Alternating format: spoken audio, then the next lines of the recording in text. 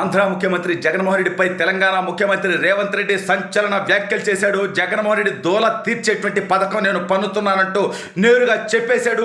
అసలు ఇంతకీ రేవంత్ రెడ్డి ఏమన్నాడు, జగన్మోహన్ రెడ్డి ఏం చేస్తే రేవంత్ రెడ్డి ఇంతగా రియాక్ట్ అయ్యేటువంటి పరిస్థితి వచ్చింది, మరి ఇప్పుడు జగన్మోహన్ రెడ్డి ప్రతివ్యూహం ఏం పన్నబోతున్నాడు అనేది ఈ వీడియోలో వివరించబోయే ముందుగా ఇప్పటివరకు మన ఛానల్ సబ్స్క్రైబ్ చేయని వాళ్ళు ఖచ్చితంగా సబ్స్క్రైబ్ చేయండి, మరో 10 మందితో చేయించండి. ఇక విషయానికి వస్తే మన జగన్మోహన్ రెడ్డి తొత్తర, సైకోయిజం, షాడిజం, జల గుల మనందరికీ తెలుసు.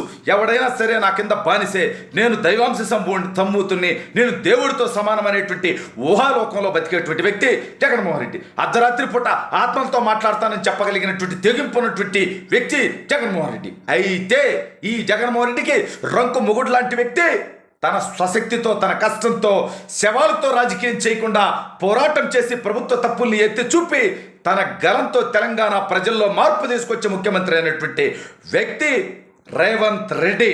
ఇవాళ ఆ రేవంత్ రెడ్డి గారు జగన్మోహన్ రెడ్డిపై సంచలన వ్యాఖ్యలు చేశాడు. జగన్మోహన్ రెడ్డి ఎంత కుత్సిత బుద్ధి కలిగినటువంటి వ్యక్తో, కనీస జ్ఞానం లేనటువంటి వ్యక్తో, కనీసం కామన్ సెన్స్ లేనటువంటి వ్యక్తో నేరుగా తేల్చి చెప్పడం జరిగింది.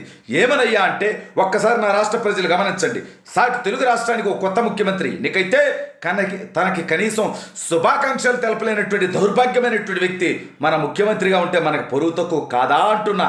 ఇతని స్నేహితులు, ఇతని గెలుపుకు ఉపయోగపడినటువంటి వ్యక్తి చంద్రబాబు నాయుడు గారిని శత్రువులా భావించేటువంటి కేసీఆర్, బీఆర్ఎస్ మళ్ళీ గెలుస్తుందని ఆశించి వాళ్ళకు డబ్బు ఇచ్చి మనుషులను పంపించి ప్రచారం చేసి రేవంత్ రెడ్డిని కులం పేరుతో కూడా ఇతను ఒరిజినల్ రెడ్డి కాదంటూ రేవంత్ రెడ్డి మీద ప్రచారాలు చేసి అసలు ఒరిజినల్ రెడ్డి కాంది ఎవడో ఈ నా రాష్ట్ర ప్రజలు గమనించాల్సినటువంటి అవసరం ఉంది.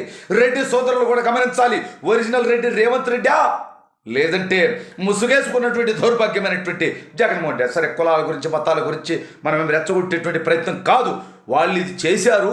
బట్ వాస్తవం ఏందో మీరు గమనించండి, ఆలోచించండి అని చెప్పి నేను చెబుతా ఉన్నా. వాళ్ళని రెచ్చగొట్టట్లా, పిచ్చి కొట్టట్లా. అంటే ఈ పిచ్చి పుల్కాగాళ్ళు ఆంధ్రాలో ఉన్నటువంటి జగన్మోహన్ రెడ్డి బానిసలు వీటి మీద కేసులు పెట్టేటువంటి ప్రయత్నం చేస్తారు. ఆ పక్కలే ఇప్పుడు 9 పెట్టారు, ఇంకోటి 5 కానీ ఇప్పుడు అది కాదు మ్యాటరు. రేవంత్ రెడ్డి ఇంకో కొన్ని సంచలన వ్యాఖ్యలు చేశాడు. జగన్మోహన్ రెడ్డి కనీసం కామన్ సెన్స్ ఎక్స్పెక్ట్ చేసిన అతని దగ్గర నుంచి, అదేవిధంగా రేవంత్ రెడ్డి గారు ఎంపీగా ఉన్నారు కాబట్టి మల్కాజ్గిరి నుంచి తనని కొంతమంది వైసీపీ ఎంపీలు కలిస్తే ముఖ్యమంత్రి అయిన తర్వాత ఢిల్లీ వెళ్ళినప్పుడు అక్కడ తనకు పరిచయం ఉన్న, తనతో సన్నిహితతో ఉన్నటువంటి ఎంపీలను పిలిస్తే వాళ్ళు కలిస్తే ఆ కలిసినటువంటి ఎంపీలను ఉద్దేశించి వాళ్ళు జగన్మోహన్ రెడ్డి కలిసినప్పుడు నీకు బీఫామ్ రేవంత్ రెడ్డి ఇస్తాడులే పో అన్నాడంట. రేవంత్ రెడ్డి కూడా దానికి దమ్ముగా ధైర్యంగా సమాధానం చెప్పాడు. జగన్మోహన్ రెడ్డికి 25 బీఫామ్లు ఉంటే ఎంపీగా, నా దగ్గర కూడా నా కాంగ్రెస్ పార్టీలో కూడా 25 బీఫామ్లు ఉన్నాయి.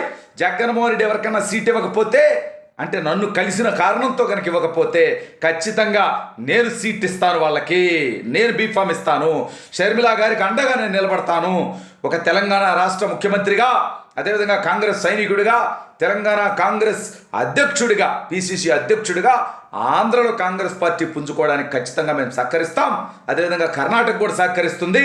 అంటే జగన్మోహన్ రెడ్డిని ఇంకా తగులుకోబోతున్నా, తుత్తలు తెచ్చబోతున్నా, వాయించబోతున్నా వదిలిపెట్టేటువంటి పరిస్థితి లేదు. షర్మిలా గారు ఆంధ్రప్రదేశ్ పిసిసి అధ్యక్షురాలు కాబోతుందని కూడా ఒక రకంగా నేరుగా నిన్నటి ఓపెన్ హార్ట్ విత్ ఆర్కే, సరే ఓపెన్ హార్ట్ విత్ ఆర్కే అని కూడా బిగ్ డిబేట్ అనుకోండి, ఏదైతే ఏముంది, రాధాకృష్ణ గారితోనే కదా జరిగింది వ్యవహారం. అతను నేరుగా స్పష్టంగా జగన్మోహన్ రెడ్డిపై తన వ్యతిరేక వైఖరిని, అంటే రాజకీయంగా వ్యక్తిగతంగా వ్యతిరేకత ఉండటానికి జగన్మోహన్ రెడ్డి లాగా అందరూ సైకోలు, శాడిస్టులు ఉండరు కదా. నా ఓటమిని జగన్మోహన్ రెడ్డి కోరుకున్నాడు కాబట్టి, నా ప్రత్యర్థి పార్టీ కాబట్టి ఖచ్చితంగా జగన్మోహన్ రెడ్డి ఓటమి కోసం నేను పోరాటం చేస్తా అన్న తర్వాత జగన్మోహన్ రెడ్డికి తాడేపల్లిలో వణికిపోతాడాయి. పైగా అతని ఆస్తులు, వ్యాపారాలన్నీ కూడా తెలంగాణలో ఉండా, మరికొన్ని కర్ణాటకలో ఉండా, ఈ 2 చోట్ల రేవంత్ రెడ్డి ప్రభావం ఉండా. ఇప్పుడు ఏం చేయాలో తెలియని పరిస్థితి ఏర్పడా. చివరికి సిగ్గులేనటువంటి కొంతమంది వైసీపీ నాయకులు అంటారు, షర్మిల కాంగ్రెస్ పార్టీలో జాయిన్ అవటంలో చంద్రబాబు నాయుడు పాత్ర ఉందంట. ఏం మనిషికి బుద్ధి, జ్ఞానం, సిగ్గు, ఎగ్గు, మానం, లజ్జ ఏముండదు ఈ వైసీపీలో ఎవడన్నా కడవ ఒప్పుకున్నాక. ఎందుకంటే ఒరియా మీ బాబాయిని మీరు వేసేసుకొని చంద్రబాబు నాయుడు వేసేసారంటే, మీ తండ్రి హెలికాప్టర్ ప్రమాదంలో పోతే అది చంద్రబాబు నాయుడు గారు హస్తం ఉంది, అంబానీల హస్తం ఉంది, సోనియా గాంధీ హస్తం ఉందంటే, ఆ అంబానీ అనుచరుడు పరిమళత్వానికి రాజ్యసభ ఇచ్చినటువంటి దౌర్భాగ్యుడు ఎవడు అంటే సమాధానం ఉన్నదా అని చెప్పి సూటిగా అడుగుతూ ఉన్నాను నేను ఇవాళ. అదే అనేక రకాలుగా సిగ్గు లేనటువంటి ప్రచారాలు చేసేటువంటి బుద్ధి లేనటువంటి వ్యక్తులు వీళ్ళు. వీళ్ళ చెల్లికి ఆస్తిలో వాటా గుర్తించి ఇస్తాను. రాజకీయంగా పాపం 3000 కిలోమీటర్లు ఆవిడ గొప్ప గిప్ప అని నేను చెప్పడం, రాజశేఖర రెడ్డి కూతురే ఖచ్చితంగా దౌర్భాగ్యమైనటువంటి పరిపాలన చేసినటువంటి వ్యక్తికి కుమార్తె ఇంకో దౌర్భాగ్యమైనటువంటి పరిపాలకుడిని గెలిపించడంలో పాత్ర పోషించినటువంటి వ్యక్తి ఖచ్చితంగా నాకు వ్యతిరేకత ఉంటుంది. కానీ ఒక మహిళగా 3000 కిలోమీటర్లు పాదయాత్ర చేసింది తన రాజకీయ పార్టీ కోసం, తన అన్న రాజకీయ పార్టీ కోసం. అనేక విమర్శలు ఎదుర్కొనింది. అయినప్పటికీ జగన్మోహన్ రెడ్డి కోసం నిలబడి పోరాడింది. జగన్మోహన్ రెడ్డి జైలు జీవితం గడుపుతూ ఉంటే తను పార్టీని నిలబెట్టినటువంటి వ్యక్తి. ఆవిడకి రాజకీయంగా అవకాశం లేకపోతే ఆవిడ రాజకీయ ప్రయాణం కోసం ఒక నిర్ణయం తీసుకుంటే ఈ చంద్రబాబు నాయుడు చేయించాడంటే ఇంకా వేరే మీరు కడుపుకు అన్నం తిన్నా తినకున్నా ఏం జరిగినా మొత్తానికి చంద్రబాబు నాయుడే కారణమా? సిగ్గుండక్కర్లే మనుషులకి ఎవరికన్నా. సరే, మొత్తానికి రేవంత్ రెడ్డి జగన్మోహన్ రెడ్డికి రిటర్న్ గిఫ్ట్ సిద్ధం చేశాడు.